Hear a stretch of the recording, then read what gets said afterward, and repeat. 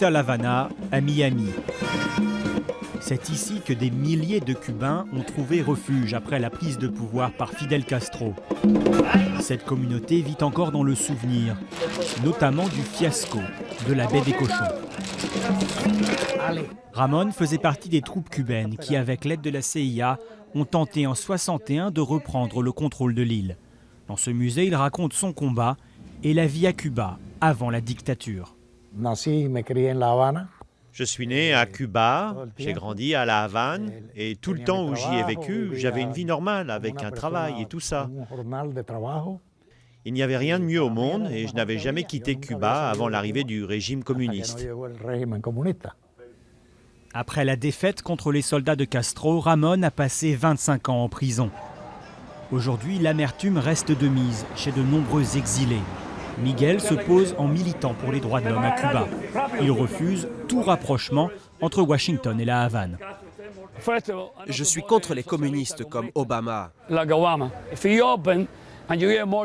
L'ouverture donne une chance au régime en lui donnant un soutien économique.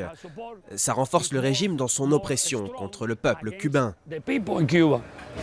Mais si les exilés de longue date refusent toute ouverture, le ton est différent chez ceux arrivés plus récemment.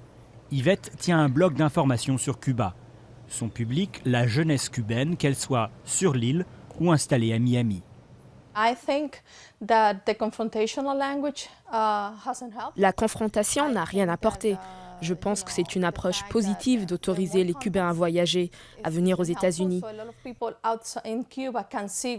S'il y a plus de contacts, les gens à Cuba peuvent voir ce que c'est une démocratie. J'espère qu'un jour, cela leur donnera l'idée de construire un système similaire. Avec une levée de certaines restrictions, des Cubains peuvent désormais se rendre librement à l'étranger et revenir ensuite à Cuba. Mais pour Ramón, tant que le régime reste en place, un retour au pays serait une trahison. Si je devais rentrer à Cuba, ce serait seulement avec une arme à la main, comme lors de la baie des Cochons. Le combat est la seule manière d'éliminer le système.